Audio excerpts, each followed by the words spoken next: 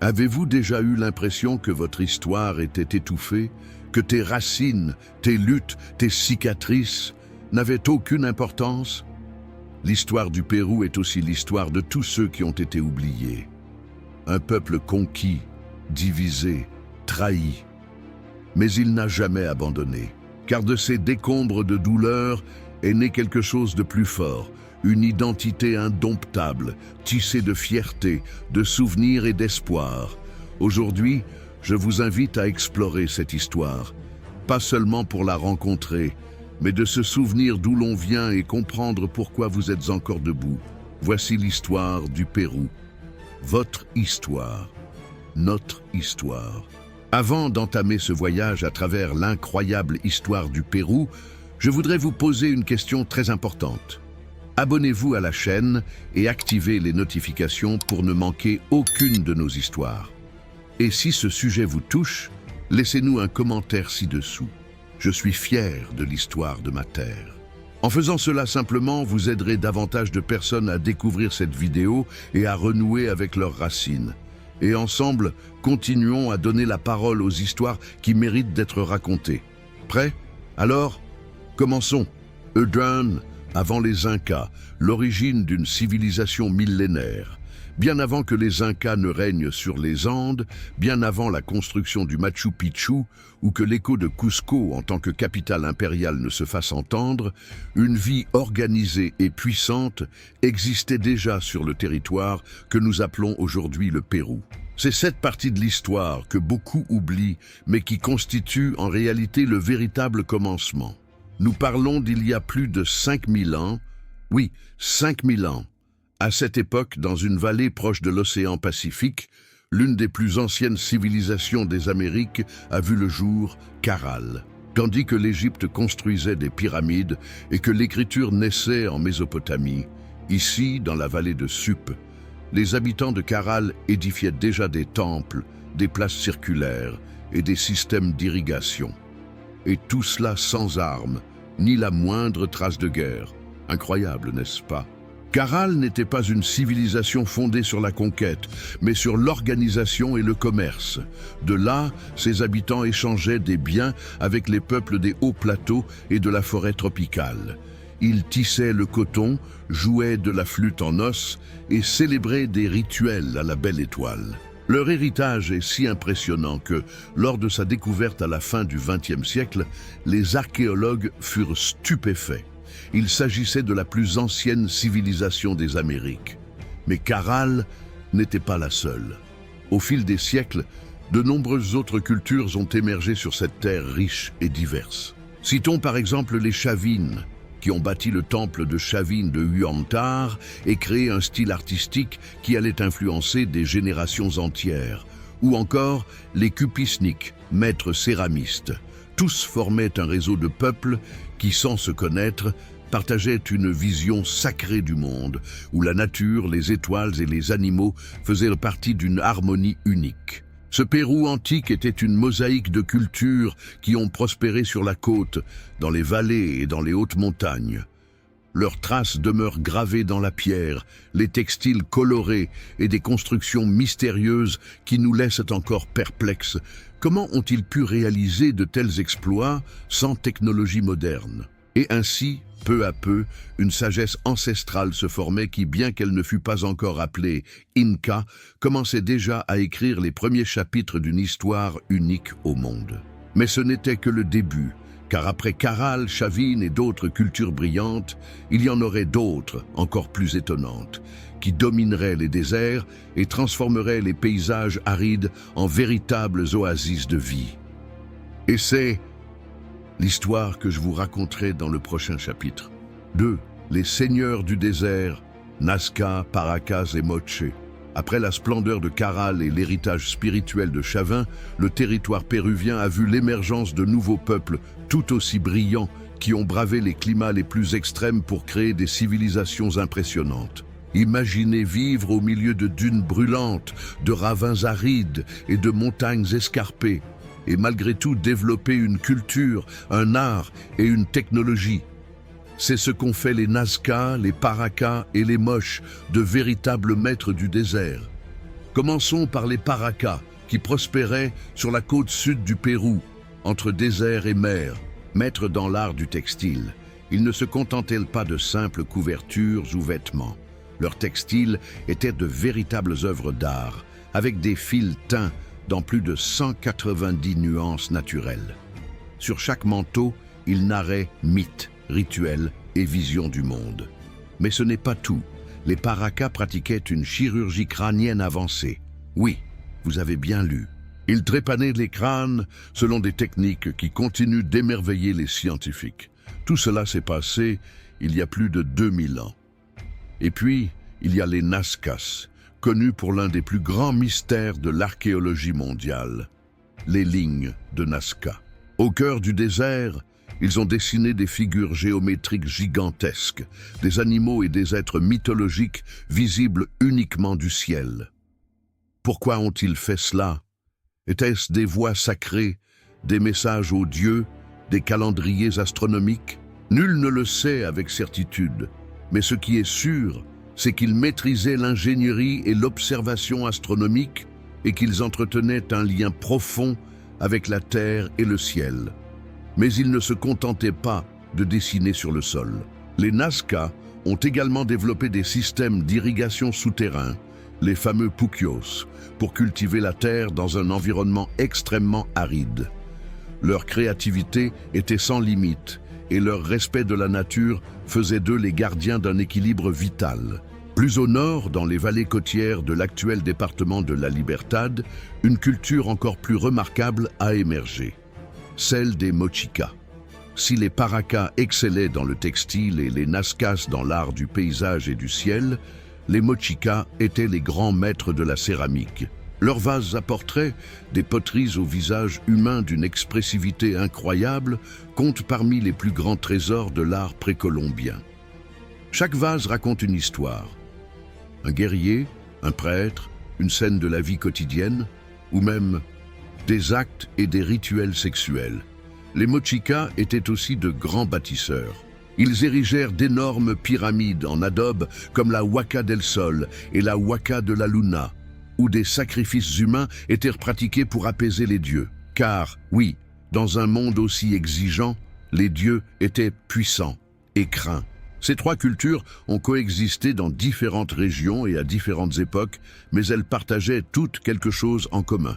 Une intelligence débordante, une spiritualité profonde et une capacité à transformer l'impossible en réalité. Ainsi, peu à peu, ces civilisations ont façonné l'âme du Pérou. Leur savoir, leurs coutumes et leur mode de vie n'ont pas disparu avec le temps. Ils ont été transmis, assimilés et perfectionnés par ceux qui leur ont succédé. Car, haut dans les Andes, au milieu de sommets enneigés et de vallées sacrées, une nouvelle civilisation se préparait à prendre le pouvoir. Une civilisation qui unifierait les peuples, construirait des routes jusqu'au ciel et laisserait une empreinte indélébile dans l'histoire. 3. La naissance des Andes, Wari et Tiahuanaco. Après les génies du désert, les Paracas, les Nazcas et les Mochicas, l'histoire du Pérou se tourne vers les hauts plateaux. C'est dans les Andes que se dessine le rêve d'un véritable empire. Un empire qui non seulement unifierait les peuples, mais organiserait aussi des territoires entiers avec vision, force et stratégie. C'est là que deux civilisations fondamentales entrent en scène. Les Wari et les Tiwanaku. Tout d'abord, les Wari. Cette culture a émergé dans les hauts plateaux du sud du Pérou, près de l'actuel Ayacucho, vers 600 après JC, et a perduré pendant plusieurs siècles. Les Wari furent les pionniers du modèle impérial andin. Pourquoi? Parce que pour la première fois, ils tentèrent de gouverner de vastes territoires, depuis un centre administratif unique. Ils construisirent des villes planifiées, avec des rues rectilignes, des zones résidentielles et des espaces cérémoniels. C'était une idée révolutionnaire pour l'époque. La ville comme cœur d'un État organisé. Ils ne se contentèrent pas de maîtriser l'architecture. Les Wari créèrent également un réseau routier reliant leurs principaux centres urbains, une sorte de version primitive du Capac Ñan que les Incas perfectionneraient plus tard. Ils géraient l'eau grâce à des terrasses et des canaux et utilisaient des entrepôts pour assurer l'approvisionnement alimentaire en période de disette. Tout cela fut accompli non par la violence, mais par la diplomatie, le commerce et les alliances. Parallèlement, sur le haut plateau proche du lac Titicaca, une culture tout aussi impressionnante émergeait, Tiahuanaco ou Tiwanaku. Cette civilisation, située dans l'actuelle Bolivie, fut l'une des plus énigmatiques et spirituelles du monde andin. Sa capitale était un véritable centre sacré, avec des temples gigantesques en pierre finement sculptée. Parmi eux, la célèbre Porte du Soleil se distingue, ornée de symboles astronomiques dont le déchiffrement reste encore aujourd'hui un défi. Le peuple Tiwanaku entretenait une vision du monde profondément liée à la nature, au ciel, à l'eau et aux cycles agricoles. Leur agriculture était si avancée qu'ils avaient inventé les champs surélevés, ce qui leur permettait de cultiver même lorsque le sol était inondé ou gelé. Cette ingéniosité agricole leur permettait de nourrir des milliers de personnes dans l'un des climats les plus rigoureux du continent. Contrairement aux Wari, les Tiwanaku n'avaient pas une expansion militaire aussi importante.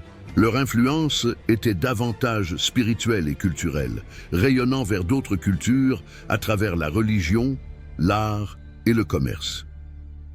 Pendant plusieurs siècles, ces deux grandes civilisations ont coexisté, échangé des idées et laissé une empreinte indélébile. Elles furent comme les architectes invisibles du futur empire inca, car nombre de leurs idées, centres administratifs, routes, systèmes agricoles et même certains styles artistiques furent hérités, développés et perfectionnés par les Incas. Mais rien n'est éternel. Avec le temps, Wari et Tiahuanaco ont commencé à décliner.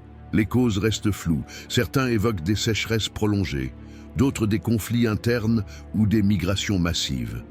Ce qui est certain, c'est que leurs grandes cités furent abandonnées, et avec elles, leur structure de pouvoir. Pourtant, les graines semées ne périrent pas. Elles demeurèrent en sommeil dans la mémoire des peuples andins, attendant le moment propice pour fleurir à nouveau. Et ce moment arriva avec la naissance d'une légende, l'histoire des frères Ayar et l'origine des Incas. Et c'est précisément ce que nous verrons dans le thème 4, la légende des frères Ayar et l'origine de l'Empire Inca. 4. La légende des frères Ayar et l'origine de l'Empire Inca. Lorsque les grands centres de Wari et de Tiahuanaco commencèrent à disparaître, les Andes ne restèrent pas désertes. Elles se remplirent d'espoir, d'histoire, de promesses d'avenir. Et parmi ces histoires, une en particulier a traversé les siècles. Une légende qui explique non seulement l'origine d'un empire, mais qui parle aussi de destin, de sacrifice et de leadership. C'est la légende des frères Ayar. La tradition raconte qu'il y a plusieurs siècles, avant que le soleil ne déploie toute sa puissance sur les Andes, 4 frères et leurs 4 épouses émergèrent de la colline de Pacaritambo, lieu sacré au sud de Cusco. Il s'agissait des frères Ayar, Ayar Manco, Ayar Kashi, Ayar Ushu et Ayar Oka. Chacun possédait des dons particuliers, envoyés par le dieu Inti, le soleil, avec une mission divine, trouver la terre promise et fonder un nouveau peuple. Le voyage fut long et semé d'embûches. En chemin, certains frères restèrent à la traîne pour diverses raisons. La légende raconte, par exemple, qu'Ayar Kachi, fort et redouté, fut emprisonné dans une grotte par ses propres frères, car sa puissance était telle qu'elle terrorisait tous les villages traversés. Un autre, Ayar Uchu, fut transformé en pierre après avoir accompli sa destinée. Finalement, ce fut Ayar Manco, également appelé Manco Capac, qui parvint à mener à bien la mission que les dieux lui avaient confiée. Guidé par un bâton d'or, un don d'Inti lui-même, Manco Capac devait l'enterrer là où la terre l'accepterait sans résistance. Ce serait le lieu où il fonderait une cité sacrée. Et il en fut ainsi. Parvenu à une vallée fertile, entourée de montagnes et traversée de rivières, le bâton s'enfonça doucement dans le sol. Manco Cápac sut qu'il était arrivé au lieu choisi par les dieux. Ce lieu s'appellerait Cusco, le nombril du monde, et serait le cœur d'une nouvelle civilisation. Mais il ne s'agit pas d'une simple légende. Derrière ce récit mythique, les historiens reconnaissent un véritable processus de migration, d'alliance et de guerre qui a permis l'émergence d'un groupe dominant dans la région andine. La lignée de Manco Cápac, considéré comme le premier Inca, a consolidé son pouvoir grâce à son habileté politique, ses stratégies de conquête pacifiques et parfois violentes, et une vision claire de l'unification des hauts plateaux sous une autorité unique. Cusco, à cette époque, n'était qu'un village parmi tant d'autres. Mais quelque chose avait changé. Ses dirigeants nourrissaient une vision. Ils ne se contentaient pas de contrôler une vallée. Ils aspiraient à bâtir une nation, un empire. Et cette graine, semée par Manco Cápac et son épouse Mama Ocllo, commençait à germer dans les Andes, prête à s'élever vers le ciel. Ainsi commença une nouvelle ère. Une ère d'expansion, d'organisation et de puissance. Une époque qui allait transformer radicalement les Andes et marquer à jamais l'histoire de l'Amérique du Sud. Cette histoire vous plaît ? Faites une pause de quelques secondes et vérifiez si vous êtes déjà abonné à la chaîne. Et si vous ne l'avez pas encore fait, c'est le moment idéal. Partagez également cette vidéo avec quelqu'un qui mérite lui aussi de connaître la véritable histoire du Pérou.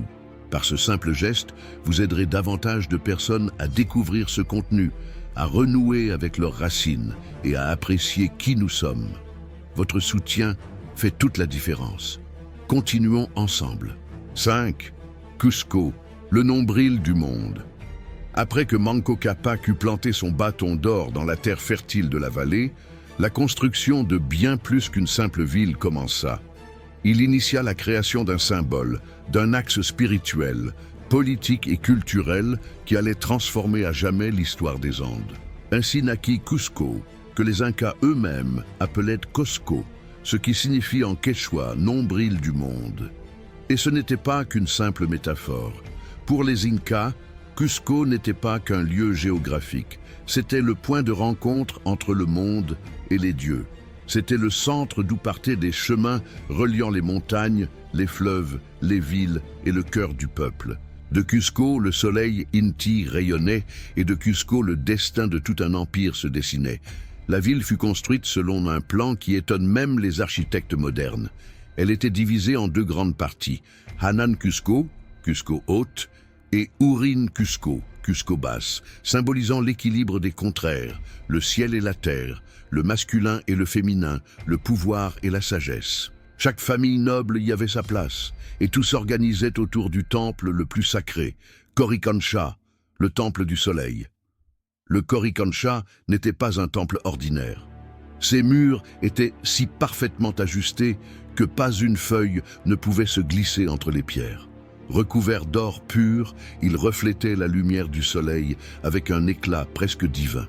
À l'intérieur, on vénérait Inti, le dieu soleil, mais aussi la lune, Quilla, les étoiles, Chascas, la pluie, Illapa et Pachamama, la terre-mère. C'était un lieu où science, religion et politique s'entremêlaient en parfaite harmonie. Depuis Cusco, les routes royales commencèrent à être tracées. Un impressionnant réseau de sentiers, le Capacñan, qui s'étendait du nord de la Colombie au sud du Chili et de l'Argentine. Des messagers, les chasquis, empruntaient ces routes, transportant des informations d'un bout à l'autre de l'Empire à une vitesse qui étonne encore aujourd'hui.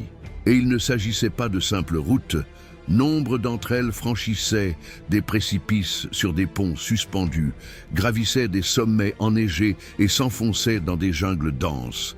Elles constituaient le système nerveux d'un empire. Mais Cusco n'était pas seulement un modèle d'architecture et d'urbanisme, c'était aussi le cœur d'une société profondément organisée. Les Incas avaient mis en place un système administratif fondé sur l'Aïlu, une sorte de communauté familiale élargie où tout était partagé. La terre, le travail, la nourriture. Personne ne souffrait de la faim et chacun connaissait son rôle. C'était une civilisation où le bien commun primait sur les intérêts individuels. Et comme tout cœur qui bat fort, Cusco commença à étendre son influence. D'abord par les vallées environnantes, puis à travers les hauts plateaux, la côte et la haute jungle. Ville après ville, elle rejoignit, tantôt par des alliances, tantôt par la force, cette nouvelle nation qui grandissait comme le soleil levant. Mais pour que cette croissance se transforme en un véritable empire, il faudrait un leader visionnaire, un architecte du destin andin. Et ce dirigeant arriverait, son nom Pachacuti, le grand transformateur. Et c'est précisément l'histoire que je vous raconterai dans le prochain chapitre. 6. Pachacuti, le grand transformateur du Pérou. Jusqu'alors, les Incas étaient certes une nation puissante, mais ils n'étaient qu'un peuple parmi tant d'autres dans les Andes. Leur capitale, Cusco, rayonnait comme centre spirituel et politique. Mais le rêve d'un empire n'était pas encore devenu réalité. Puis arriva Pachacuti, dont le nom signifie « celui qui transforme le monde » ou « celui qui change le cours de la terre ». Et il fut assurément à la hauteur de son nom. Leur histoire commence par une menace. Un jour, les Chancas, peuple redouté et belliqueux, s'approchèrent de Cusco avec une armée déterminée à la conquérir. Les anciens de l'Empire, dont le Sapa Inca de l'époque, Viracocha, s'enfuirent de la ville par crainte de la défaite.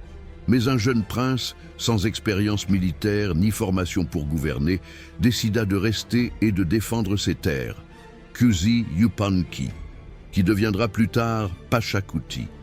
Ce qui se produisit fut presque miraculeux. Grâce à des stratégies inédites, et en s'assurant le soutien du peuple, des dieux et même, selon la légende, des pierres qui se dressèrent pour combattre à ses côtés, Pachacuti vainquit les Chancas et sauva Cusco.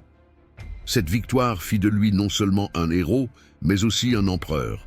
Dès lors, une nouvelle ère commença pour les Incas. Pachacuti n'était pas seulement un guerrier exceptionnel, c'était un organisateur brillant, un véritable visionnaire. Il redessina Cusco en une cité impériale à l'image d'un puma, oui, comme le félin sacré des Andes, traçant rues, temples, palais et places avec la maestria d'un architecte céleste. Il promulgua des lois, réforma l'administration, divisa l'empire en 4 grandes régions, le fameux Tahuantinsuyo, et entreprit une expansion sans précédent dans toute la région andine. Mais son œuvre la plus impressionnante fut sans aucun doute la construction d'un lieu magique caché parmi les montagnes et les nuages, une cité sacrée qui semblait flotter dans le temps, le Machu Picchu. Machu Picchu n'était pas une ville ordinaire, c'était un centre cérémoniel, peut-être une résidence royale ou un observatoire astronomique. Son emplacement, entouré de précipices, avec des terrasses agricoles accrochées aux pentes et des temples parfaitement alignés sur les solstices, témoigne d'une profonde compréhension de la nature et de l'univers. À ce jour, personne ne peut expliquer pleinement comment ils ont réussi à construire un édifice aussi parfait dans un lieu aussi inaccessible. De plus, Pachacuti a promu le système des Capacñan, étendant le réseau routier et intégrant l'Empire comme jamais auparavant. Il a instauré le Micmac, une politique de déplacement de communautés entières pour peupler et administrer de nouvelles régions, créant ainsi un système de contrôle territorial qui a stupéfié même les chroniqueurs espagnols des siècles plus tard. Son règne fut long. Il gouverna pendant des décennies, et lorsqu'il transmit le pouvoir à son fils, Tupac Yupanqui, il le fit en laissant derrière lui un empire organisé, fertile et florissant qui s'étendait de l'équateur actuel au nord du Chili. Il avait posé les fondements d'une civilisation sans pareille. Pachacuti n'a pas seulement changé le destin des Incas, il a changé le destin des Andes. Stratège, guide spirituel et bâtisseur, il incarnait ce que l'on peut accomplir grâce à une vision claire, guidée par l'amour de la terre et le respect de l'ordre naturel. Mais son héritage ne s'est pas arrêté avec lui.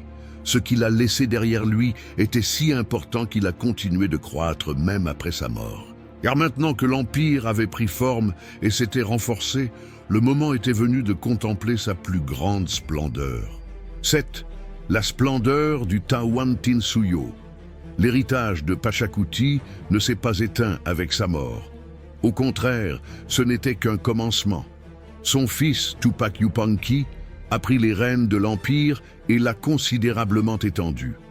Puis, son petit-fils, Huayna Capac, a poursuivi cette expansion. Ensemble, ils ont façonné le plus vaste empire ayant jamais existé en Amérique du Sud, Tahuantinsuyo, qui signifie en quechua les 4 régions du monde. Mais qu'était exactement le Tahuantinsuyo? Il s'agissait d'une organisation politique, territoriale et spirituelle d'une ampleur colossale. Elle s'étendait sur plus de 2 millions de kilomètres carrés, du sud de la Colombie au nord de l'Argentine et du Chili, en passant par l'Équateur, la Bolivie et, bien sûr, le Pérou. Ce vaste territoire était divisé en 4 suyos: Chinchaysuyo, nord, Antisuyo, est, Collasuyo, sud, et Contisuyo, ouest, tous reliés au centre névralgique du monde, Cusco. Au cœur de cet empire, il n'y avait pas seulement puissance militaire et conquête territoriale. Il y avait un système administratif méticuleux, presque obsessionnel, où rien n'était laissé au hasard. Les terres étaient divisées en 3 parties, l'une pour l'État, l'autre pour la religion et la dernière pour le peuple. Chacun travaillait, chacun produisait, et personne n'était laissé pour compte. Le principe était clair. Amasua, Amalula, Amakela, ne vole pas, ne ment pas, ne sois pas paresseux. Les Incas ne possédaient pas de système d'écriture comme le nôtre, mais ils avaient développé un système fascinant de conservation des archives, les quipus. Il s'agissait de cordes nouées de couleurs, de positions et d'épaisseurs différentes, utilisées pour la comptabilité, les recensements, les inventaires et peut-être aussi pour la transmission de messages. Ces quipus constituaient les archives de l'Empire, et les Quipucamayok, les sages chargés de les lire, étaient de véritables gardiens du savoir. De plus, le Capacñan, le grand réseau routier Inca, atteignit son apogée. Plus de 30 000 kilomètres de routes traversaient montagnes, déserts, vallées et jungles. Le long de ces routes circulaient les chasquis, messagers se relayant à une vitesse impressionnante pour transporter ordres, nouvelles et produits frais. Armées, marchands et caravanes de lamas chargés de maïs, de pommes de terre, de textiles et de poteries empruntaient également ces routes. Durant cette période de splendeur, l'architecture atteignit des sommets. Les forteresses de Sacsayhuaman, avec leurs blocs de pierre géants parfaitement ajustés, et les terrasses agricoles de Moret, véritables laboratoires botaniques, témoignent d'un génie architectural en avance sur son temps. L'agriculture fut l'une de leurs plus grandes réussites. Ils domestiquèrent des centaines de variétés de pommes de terre, de maïs, de piments et de quinoa, les adaptant à différentes zones écologiques.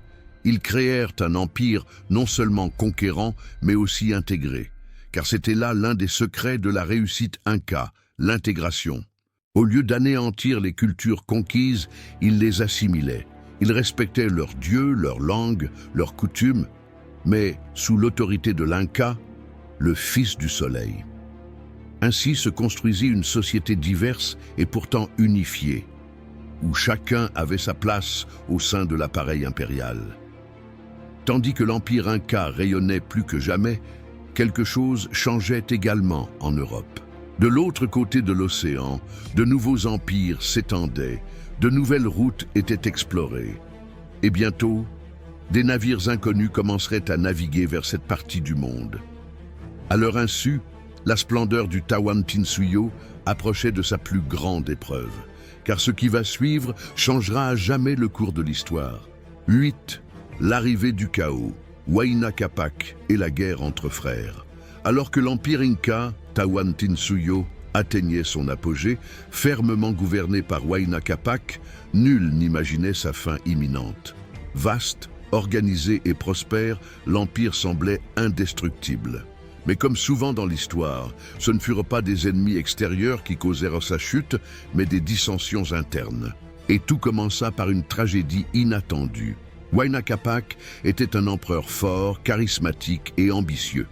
Il avait étendu son empire jusqu'au territoire de l'actuel Équateur et établi une seconde capitale à Quito, d'où il gouvernait de facto le nord du pays. Il inspirait le respect du peuple et de la noblesse, et son héritage semblait assuré. Mais un fléau invisible, silencieux et mortel surgit alors. Une maladie inconnue, probablement apportée par des marchands ou des explorateurs ayant déjà eu des contacts indirects avec les Européens. Il s'agissait vraisemblablement de la variole. L'Inca tomba gravement malade à Quito et mourut vers 1525. Mais le plus grave n'était pas seulement sa mort, c'était qu'il n'ait pas clairement désigné son successeur. Il laissa derrière lui deux fils principaux, Huáscar, son fils légitime né à Cusco, et Atahualpa, son fils préféré, né à Quito et élevé dans le nord.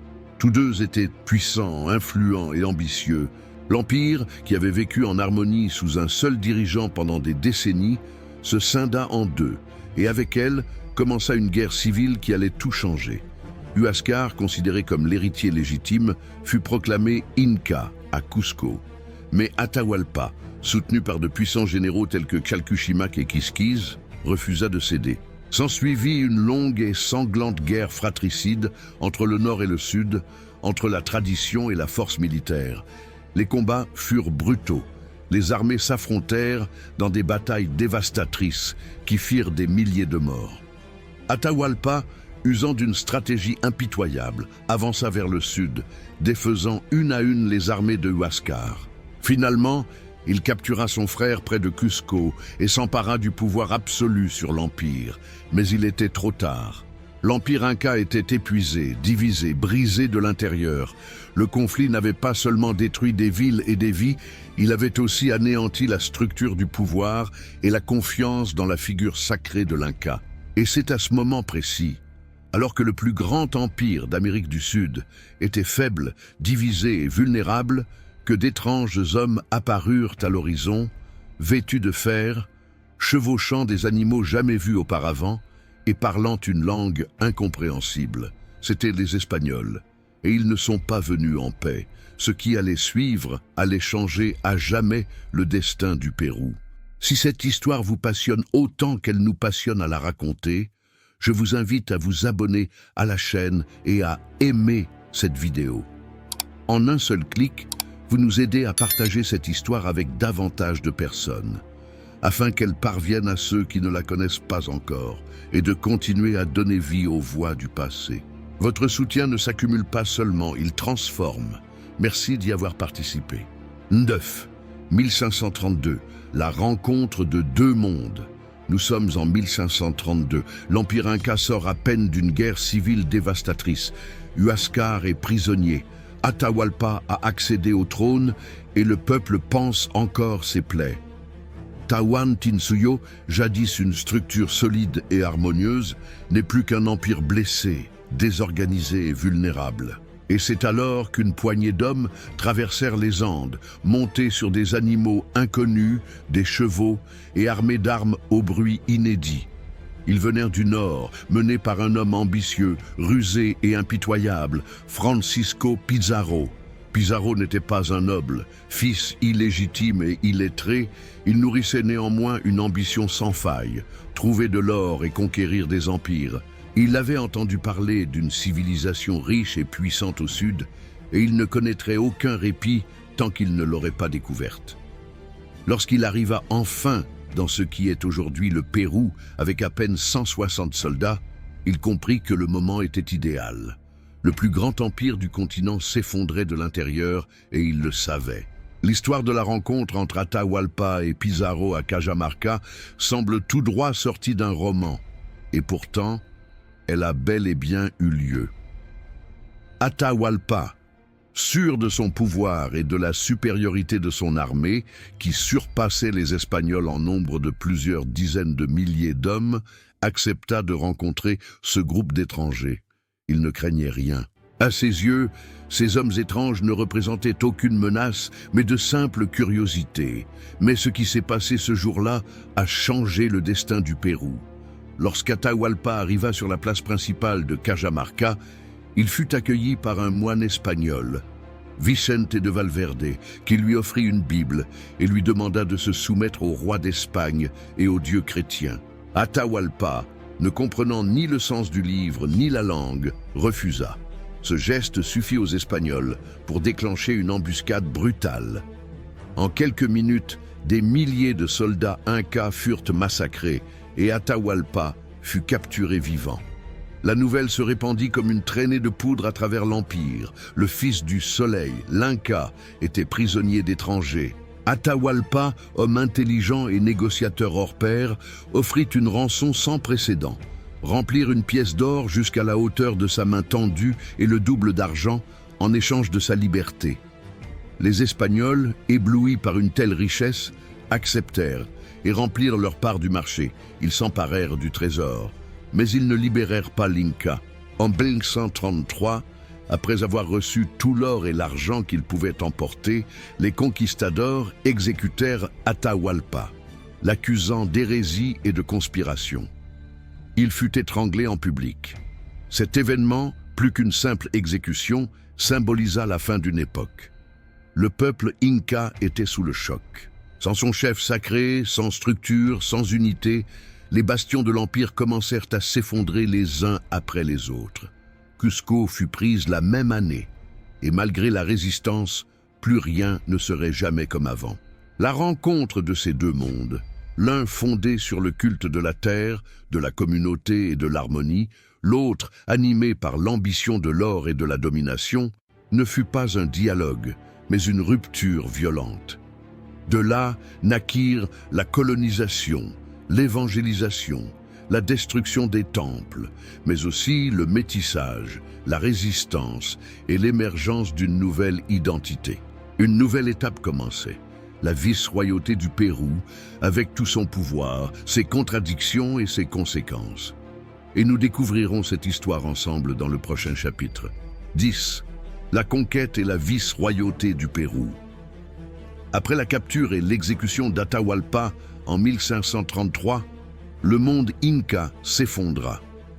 Cusco tomba peu après aux mains des conquistadors espagnols. Ce qui avait été le centre d'un vaste empire ordonné devint butin de guerre. Les temples furent pillés, les statues d'or fondues, et la voix des sages fut réduite au silence par les cris des nouveaux maîtres. Francisco Pizarro, celui-là même qui avait conçu le piège de Cajamarca, se proclama gouverneur du Pérou. Il fonda une nouvelle capitale sur les rives de l'océan Pacifique, Lima, en 1535, initialement nommée Cité des Rois. Dès lors, une nouvelle ère s'ouvrit pour ces terres, la vice-royauté du Pérou, l'une des structures coloniales les plus puissantes de l'Empire espagnol en Amérique. Mais la conquête ne fut ni immédiate ni facile. Après la chute de Cusco, plusieurs foyers de résistance indigène émergèrent. L'un des plus emblématiques fut celui de Manco Inca, un noble qui collabora d'abord avec les Espagnols, mais se rebella ensuite, témoin de leur trahison et de leur ambition démesurée. Manco Inca se retira dans les montagnes de Vilcabamba, où il fonda un nouvel État Inca qui résista et survécut pendant plusieurs décennies. Parallèlement, les Espagnols entreprirent d'organiser le territoire selon un vaste système d'exploitation. Le système de l'encomienda fut instauré, les conquistadors recevaient des groupes d'autochtones pour travailler à leur service en échange de leur évangélisation. Dans les faits, il s'agissait d'une forme d'esclavage déguisé où de nombreux autochtones étaient contraints de travailler dans des conditions inhumaines, notamment dans les mines. Et en parlant de mines, il est impossible d'évoquer la vice-royauté sans mentionner l'obsession espagnole pour l'or et l'argent. Des gisements fabuleux furent découverts, comme ceux de Potosi, qui pendant des années remplirent les coffres de l'Empire espagnol en Europe. Les métaux précieux du Pérou n'enrichirent pas seulement les conquistadors. Ils financèrent aussi guerres, palais et conquêtes dans l'Ancien Monde, tandis que des peuples appauvris et des cultures meurtries demeuraient ici. Mais la vice-royauté n'était pas seulement synonyme de pillage. Elle fut aussi le point de départ d'un profond brassage de cultures. Espagnols, populations autochtones et plus tard africains réduits en esclavage commencèrent à se côtoyer. De nouvelles formes d'art, de nouvelles langues et de nouvelles croyances émergèrent. Les missionnaires bâtirent des églises sur les vestiges d'anciens temples et la croix remplaça le soleil sur les autels. Souvent, les croyances se mêlèrent, donnant naissance à une religiosité métisse qui perdure encore aujourd'hui dans les fêtes populaires. En 1542, la couronne espagnole décida d'officialiser son pouvoir en créant la vice-royauté du Pérou, avec Lima pour capitale. Le premier vice-roi, Blasco Núñez Vela, arriva avec pour mission de faire appliquer les nouvelles lois destinées à protéger la population indigène. Mais il se heurta à l'opposition des encomenderos espagnols eux-mêmes. Les tensions entre le pouvoir royal et le pouvoir local marquèrent toute l'histoire de la vice-royauté. Pendant près de 3 siècles, la vice-royauté du Pérou fut le centre politique, économique et religieux du pouvoir espagnol en Amérique du Sud. De vastes territoires étaient administrés depuis Lima, englobant non seulement le Pérou actuel, mais aussi la Bolivie, l'Équateur, des parties de la Colombie, du Chili et de l'Argentine.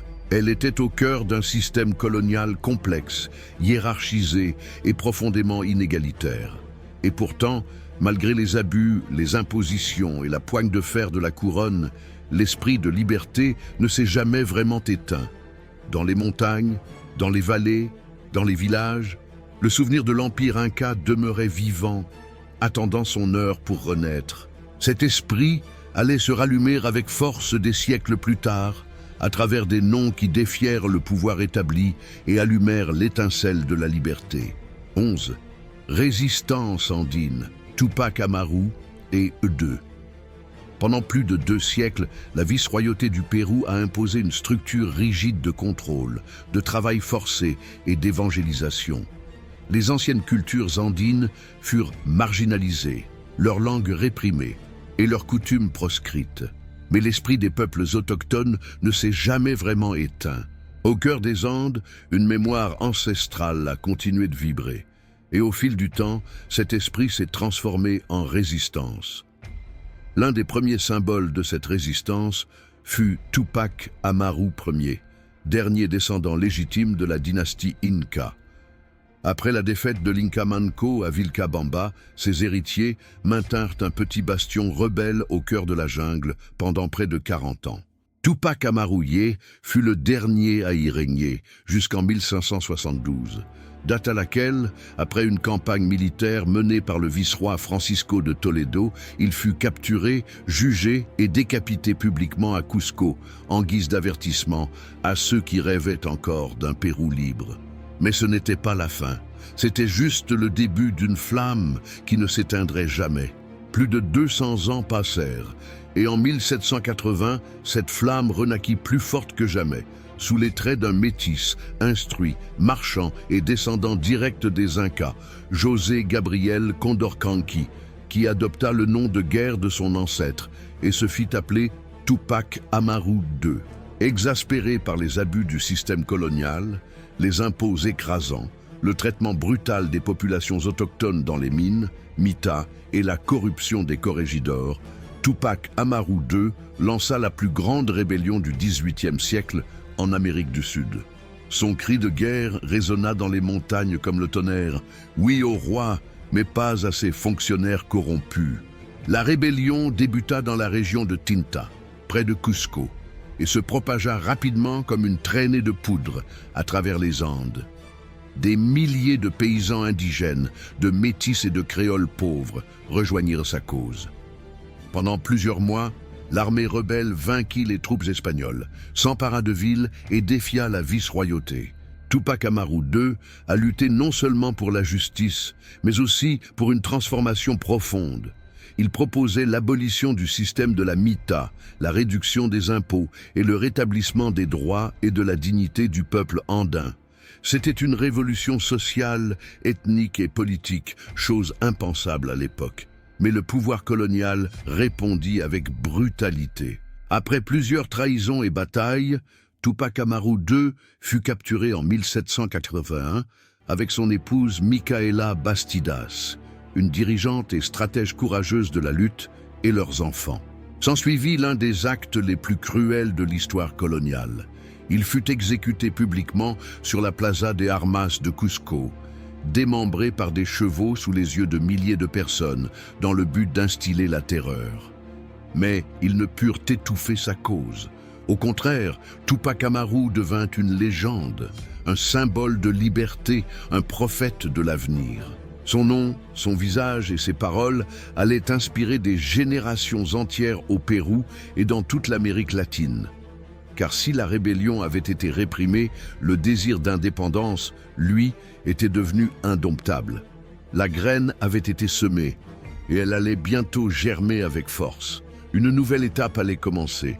Une étape au cours de laquelle les peuples colonisés, las des abus et des injustices, commenceraient à lutter pour leur liberté totale. 12. L'éveil de l'indépendance. Après l'assassinat brutal de Tupac Amaru II en 1781, plus rien ne fut jamais comme avant dans la vice-royauté du Pérou. Bien que les Espagnols aient tenté de rétablir l'ordre et de réprimer toute rébellion, la peur ne suffisait plus à contenir l'idée qui commençait à germer dans le cœur de milliers de Péruviens, l'idée de liberté. Au cours des décennies suivantes, une vague de transformation a déferlé sur le monde. En 1776, les colonies anglaises d'Amérique du Nord proclamèrent leur indépendance. En 1789, la Révolution française éclata, proclamant les principes d'égalité, de liberté et de fraternité. En Amérique latine, la nouvelle de ces mouvements se répandit comme une traînée de poudre parmi les intellectuels, les marchands, les créoles et les métis. L'ordre ancien était remis en question. Au Pérou, l'atmosphère commençait elle aussi à changer. Les idées des Lumières arrivèrent en force, et les créoles, enfants d'Espagnols nés en Amérique, commencèrent à se poser les questions suivantes. Pourquoi ne pouvons-nous pas nous gouverner nous-mêmes ? Pourquoi obéir à un roi qui vit à des milliers de kilomètres? Alors même que la pensée révolutionnaire commençait à s'implanter, un événement majeur survint. En 1808, Napoléon Bonaparte envahit l'Espagne et installa son frère sur le trône, affaiblissant considérablement le pouvoir de la couronne. Dans ce vide du pouvoir, des mouvements indépendantistes commencèrent à émerger à travers l'Amérique latine. Au Pérou, la situation était toutefois plus complexe. La vice-royauté était l'une des plus riches et des mieux protégées par l'Espagne. De plus, l'aristocratie créole demeurait très fidèle à la couronne et craignait une rébellion indigène semblable à celle de Tupac Amaru II. C'est pourquoi le Pérou fut l'un des derniers pays à s'engager ouvertement dans la cause de l'indépendance. Mais en secret, des complots et des mouvements patriotiques commençaient à émerger, notamment dans des villes comme Arequipa, Tacna, Cusco et Huánuco. Nombre de ces tentatives furent rapidement réprimées. Mais une chose était claire, le Pérou n'était plus le même. Et puis deux noms clés se sont dégagés pour cette étape décisive, José de San Martín du Sud et Simón Bolívar du Nord. San Martín, général argentin et artisan de l'indépendance du Chili et de l'Argentine, organisa une expédition pour libérer le Pérou. En 1820, il débarqua avec son armée dans la baie de Paracas et gagna progressivement du terrain. De nombreux Péruviens le rejoignirent et les troupes royalistes commencèrent à s'affaiblir. Finalement, le 28 juillet 1821, José de San Martín proclama l'indépendance du Pérou à Lima avec ces mots désormais gravés dans l'histoire. Le Pérou est, à partir de cet instant, libre et indépendant par la volonté générale du peuple et par la justice de sa cause que Dieu défend. Mais la guerre n'était pas terminée. L'indépendance proclamée n'était que le début. Les royalistes contrôlaient encore une grande partie du pays, notamment dans les hauts plateaux. Et une dernière offensive était nécessaire pour garantir la liberté du Pérou. C'est pourquoi San Martín se retira et céda le commandement militaire à Simón Bolívar, qui allait amener une force capable de changer définitivement le cours de l'histoire. Car le prochain chapitre ne sera pas fait que de mots, il sera fait de batailles décisives, de stratégies brillantes et de la victoire finale d'un peuple qui n'a jamais capitulé. Si cette histoire vous touche, partagez-la. Partagez cette vidéo, cliquez sur j'aime et n'oubliez pas de vous abonner à la chaîne et d'activer la cloche. Par ce simple geste, vous aidez davantage de personnes à découvrir la véritable histoire du Pérou. Pour que les voix du passé puissent continuer à vivre et qu'ensemble, nous construisons une communauté qui valorise son identité. Merci de faire partie de cette aventure. Continuons. 13. Bolivar, Ayacucho et la naissance de la République. Après la proclamation de l'indépendance du Pérou par José de San Martin en 1821, le pays n'était pas encore totalement libre.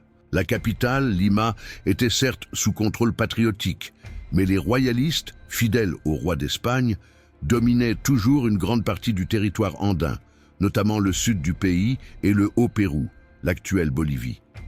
La guerre n'était pas terminée. Il leur fallait se battre pour la liberté et vaincre. Après de nombreux efforts politiques et militaires, San Martin comprit que sa mission avait atteint ses limites. Dans un acte d'humilité historique, il décida de se retirer et céda le commandement à Simón Bolívar, le grand libérateur de l'Amérique du Nord et du Sud. Bolívar, qui avait déjà obtenu l'indépendance du Venezuela, de la Colombie et de l'Équateur, arriva au Pérou en 1823 avec une mission claire: libérer définitivement ces territoires du joug espagnol. Son arrivée ne fut pas aisée. Le Pérou était divisé, appauvri et épuisé par des années de guerres intestines. Bolívar, cependant, imposa l'ordre, réorganisa l'armée et conçut un plan militaire impitoyable. Avec l'aide de son fidèle général, Antonio José de Sucre, il prépara l'offensive finale. Et cette offensive culmina à une date à jamais gravée dans la mémoire de l'Amérique, le 9 décembre 1824, lors de la bataille historique d'Ayacucho. Ayacucho, perché dans les Andes péruviennes, fut le théâtre de la dernière grande bataille pour l'indépendance de l'Amérique du Sud. D'un côté, l'armée de libération composée de Péruviens, de Colombiens, d'Argentins, de Vénézuéliens, d'Équatoriens et de Chiliens. De l'autre, l'armée royaliste, encore nombreuse, bien armée et déterminée à reprendre le contrôle de la vice-royauté. Mais ce jour-là, le courage, la stratégie et la conviction triomphèrent. Le général Sucre mena avec brio les troupes patriotes qui, en quelques heures, infligèrent une défaite totale à l'armée espagnole. Le vice-roi La Serna fut capturé et la capitulation d'Ayacucho fut signée. Un document qui scella l'indépendance du Pérou et de toute l'Amérique du Sud. Ce fut un moment historique. Non seulement une armée fut vaincue, mais 3 siècles de domination coloniale prirent fin. Le Pérou, à l'instar de ses frères d'Amérique latine, naissait désormais en tant que république libre et souveraine. Mais la naissance de la République ne fut pas un processus automatique. Après la victoire, Bolívar s'attela à l'élaboration d'une nouvelle constitution et à la mise en place d'institutions républicaines. Il dut cependant relever d'énormes défis: lutte intestine, intérêts régionaux, résistance des groupes conservateurs et manque d'expérience en matière d'autonomie. Le Pérou entrait alors dans une nouvelle phase de son histoire, avec son propre drapeau, son propre nom et une identité retrouvée. Le rêve de Manco Cápac, le combat de Tupac Amaru, les idéaux de San Martin et de Bolívar convergeaient tous en ce moment de liberté réelle et concrète. Mais comme toute jeune république, le Pérou allait devoir affronter de nouveaux défis: guerres, conflits, dictateurs, périodes de chaos et d'espoir. Car l'indépendance n'était qu'un début. La véritable construction d'une nation ne faisait que commencer. 14. République turbulente, guerre, coup d'État et reconstruction. L'indépendance avait été conquise au prix du sang et de la bravoure à Ayacucho.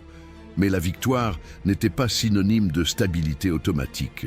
Le Pérou, comme toute jeune nation, entrait dans une période de grands défis. Il lui fallait passer du rêve à la réalité, bâtir un État, un gouvernement, une économie, une identité nationale. Et cela, malheureusement, était loin d'être facile. Les premières années de la République furent marquées par une instabilité politique constante. Entre 1821 et 1845, le Pérou connut plus d'une douzaine de présidents, dont beaucoup accédèrent au pouvoir par des coups d'État ou sous la pression militaire. Les caudillos, chefs charismatiques dotés d'un pouvoir militaire considérable, dominèrent la scène politique, chacun porteur d'une vision propre pour le pays, souvent plus axée sur le pouvoir que sur le bien-être national. Parmi ces personnalités, Ramón Castilla se distingue comme l'un des rares à avoir réussi à gouverner avec une relative stabilité et à moderniser le pays. Sous sa présidence, l'esclavage fut aboli en 1854, l'économie réorganisée et des investissements furent réalisés dans les infrastructures. Castilla joua également un rôle déterminant dans l'exploitation du guano, un engrais naturel très demandé en Europe et qui devint la principale source de revenus du Pérou pendant plusieurs décennies. Mais le boom du guano s'est aussi accompagné de corruption, d'inégalités et d'une ambition débridée. La richesse était mal répartie et le pays n'a pas su bâtir des fondements solides pour se prémunir contre les crises futures. La plus grande épreuve survint à la fin du XIXe siècle avec un conflit qui marqua profondément l'histoire du Pérou, la guerre du Pacifique, 1879-1884. Opposant le Pérou et la Bolivie au Chili, cette guerre fut dévastatrice. Le Pérou subit de lourdes défaites militaires, l'occupation de Lima par les troupes chiliennes et la perte de territoires importants comme la province de Tarapacá. Ce fut un coup dévastateur. Le pays se retrouva économiquement ruiné, politiquement fragmenté et moralement meurtri.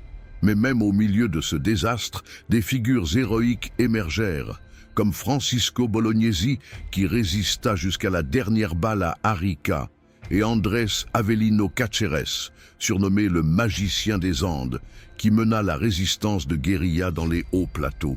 Après la guerre, une longue et douloureuse période de reconstruction s'ensuivit. Le pays tenta de se reconstruire, mais les divisions internes l'en empêchèrent. De nouvelles constitutions et de nouveaux gouvernements virent le jour. Les réformes échouèrent et les conflits sociaux s'intensifièrent. La lutte entre le pouvoir civil et le pouvoir militaire demeura constante et la stabilité restait un rêve lointain. Au début du XXe siècle, le Pérou continuait de faire face à la pauvreté, au racisme, à l'exclusion des communautés autochtones et à une économie encore dépendante des ressources naturelles telles que le sucre, le coton et le cuivre. Les inégalités étaient criantes et la population cherchait de nouvelles voies pour la représenter. Cependant, malgré tant de difficultés, le Pérou a lentement forgé une conscience nationale, une identité métisse profonde, née de la souffrance, mais aussi de la résistance. Le souvenir de l'Empire Inca, la lutte des libérateurs, le courage manifesté face à la guerre et le désir d'un avenir meilleur ont commencé à unir les Péruviens par-delà leurs différences. C'est ainsi que le Pérou entra dans le XXe siècle, les plaies ouvertes, mais l'espoir toujours présent. Un espoir qui se transformerait au fil du temps en nouveaux combats, en nouvelles voies et en un long chemin vers la démocratie moderne. Et ce chemin, c'est ce qui nous amène à aujourd'hui. 15. Le Pérou aujourd'hui, mémoire, identité et avenir. Après des siècles de luttes, de conquêtes, de rébellions, de guerres et de reconstructions, le Pérou du XXIe siècle est le fruit d'une histoire intense, parfois douloureuse, mais d'une profonde résilience. Un pays qui a su se relever sans cesse à l'image du peuple quechua, qui semait des graines sur les hauts plateaux, avec patience et espoir. Aujourd'hui, le Pérou est une nation diverse et complexe, riche en contrastes. De la côte pacifique aux vallées andines, des sommets enneigés des Andes aux profondeurs de l'Amazonie, il offre une richesse culturelle et naturelle incomparable. Nulle part ailleurs autant de langues, de visages, de saveurs et de souvenirs ne coexistent. Le Pérou moderne a dû relever de grands défis au cours de son histoire récente. Au XXe siècle, il a été confronté à des dictatures, des crises économiques, la corruption politique et une sombre période de violence interne entre les années 1980 et 1990, durant laquelle le terrorisme perpétré par des groupes comme le Sentier Lumineux a fait des milliers de morts et laissé des blessures qui ne sont pas encore cicatrisées. Mais au milieu de ce chaos, des voix courageuses se sont élevées, celles de leaders communautaires, de journalistes, d'agriculteurs, de mères, de jeunes et de villes entières qui ont refusé de se soumettre. Dans les rues, les salles de classe, les marchés et les champs, des millions de Péruviens ont œuvré jour après jour pour bâtir un pays plus juste. Ces dernières décennies, le Pérou a connu des périodes de forte croissance économique, portées par l'exportation de minéraux, de produits agricoles et le tourisme. Des villes comme Lima, Arequipa, Cusco et Trujillo se sont développées, modernisées et ont entamé leur intégration au monde avec un dynamisme renouvelé. Mais de nouvelles revendications sociales ont également émergé. Une plus grande inclusion, les droits des communautés autochtones, la lutte contre la corruption et l'égalité d'accès à la santé et à l'éducation. Le Pérou d'aujourd'hui est un pays qui tire les leçons de son passé pour éviter de répéter les mêmes erreurs, qui défend son patrimoine et sa culture ancestrale, et qui se tourne vers l'avenir avec un fort sentiment d'identité. La cuisine péruvienne, par exemple, est devenue un symbole international de fierté nationale. Avec des ingrédients remontant à l'époque inca et des techniques alliant tradition et créativité, les saveurs du Pérou racontent l'histoire de son peuple. Une histoire de fusion, de mémoire et d'innovation. Il en va de même pour sa musique, sa littérature, ses danses, son cinéma, son art. Chaque expression culturelle est un pont entre hier et demain. Car l'histoire du Pérou ne se limite pas aux livres, elle vit à travers son peuple. Aujourd'hui, avec le recul, nous pouvons contempler le chemin parcouru avec respect et émotion. Des sages bâtisseurs de Caral, aux artistes de Nazca, aux ingénieurs incas, aux rebelles de Vilcabamba, aux libérateurs d'Ayacucho, jusqu'aux Péruviens ordinaires qui aujourd'hui bâtissent leur nation par leur travail et leur espoir. Le Pérou n'est pas seulement un pays, c'est une histoire vivante, une histoire écrite avec des pierres, du sang, des champs, du soleil et des ombres. Une histoire qui ne s'arrête pas là, car le chapitre le plus important reste à écrire, et ce chapitre vous appartient, m'appartient, appartient à chacun. Car le Pérou de demain se construit sur la mémoire du passé et sur l'engagement du présent. Maintenant, vous savez, le Pérou n'était pas seulement fait de gloire, mais aussi de blessures. Non seulement les empires, mais aussi les mouvements de résistance. Non seulement d'or, mais aussi de sang. Mais le pire n'était pas ce qu'a subi le Pérou. Mais comment a-t-il réussi à se relever? Car cette histoire ne se résume pas au passé. C'est l'histoire de chaque Péruvien qui continue à se battre aujourd'hui. C'est votre histoire, c'est notre histoire. Et tant qu'il y aura du souvenir, de la fierté et la volonté de continuer, le Pérou aura bien plus que de l'histoire. Elle aura un avenir. Maintenant, je veux avoir votre avis. Qu'avez-vous pensé de cette histoire? Vous a-t-elle ému, surpris ou fait réfléchir? Laissez un commentaire. En donnant simplement votre avis, vous contribuerez à ce que cette vidéo touche un public plus large et pour que beaucoup d'autres puissent découvrir et apprécier l'histoire du Pérou. Et si vous ne l'avez pas encore fait, aimez cette vidéo, abonnez-vous à la chaîne et activez les notifications. Ainsi, nous continuerons à voyager ensemble à travers les racines de notre identité. Merci d'être là.